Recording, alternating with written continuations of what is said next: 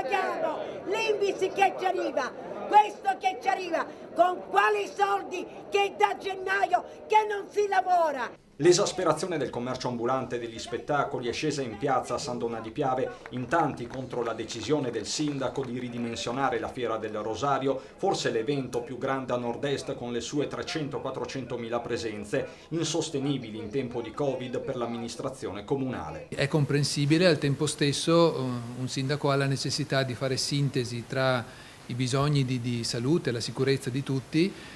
Non dimentico che da una parte abbiamo un numero di casi in aumento proprio in San Donà e nel San Donatese, dall'altra la settimana prossima un appuntamento che non possiamo sbagliare, quello dell'avvio dell'anno scolastico su cui tutti ci dobbiamo concentrare. Sindaco che è sceso in piazza a confrontarsi con i manifestanti, ma non sono mancati momenti di contestazione, anche aspri. Ma vi rendete conto che i morti che sono in Italia sono una cosa ridicola? Ma vi state rendendo conto che ci stanno pigliando per il culo tutti quanti o no?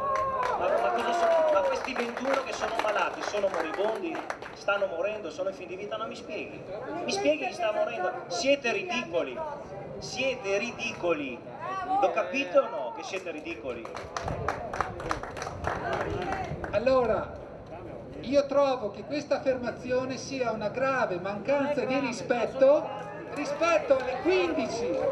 alle 15 persone che sono morte qui a San Donà di Piave e che stanno ancora piangendo i lutti. Ma dall'organizzazione tutti precisano che gli ambulanti sono pronti a fare la loro parte sul fronte della sicurezza. Siamo pronti a organizzare dei sistemi con delle sicurezze, termoscanner, tutte le cose che potevano servire per poter svolgere la manifestazione. Qui alle nostre richieste c'è stato detto picche, cioè niente, la cosa non si fa e basta. Forte e chiaro l'appello ai sindaci del Veneto che hanno competenza su fiere e mercati. Centinaia di famiglie dello spettacolo viaggiante messe sul lastrico perché purtroppo il governo ci dà la possibilità di lavorare, ma i comuni ci sbattono le porte in faccia dietro a delle scuse un po' banali. Noi chiediamo ai sindaci semplicemente la possibilità di poter lavorare, non chiediamo niente di più, siamo disposti a discutere, a trovare delle soluzioni che ci permettano di poter riuscire ad arrivare a fine anno, perché con questo sistema non garantiamo che le aziende possano arrivare a fine anno.